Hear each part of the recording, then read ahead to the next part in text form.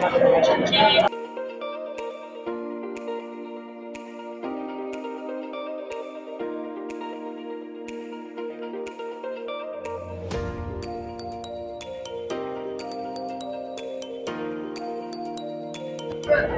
আলাইকুম। ওয়ালাইকুম সালাম। কেমন আছেন? ভালো আছি। গরু কয়টা আছে এখন? গরু আছে আমার 6টা। 6টা না? সব সার? সব সার। মাংস কত করে এখন?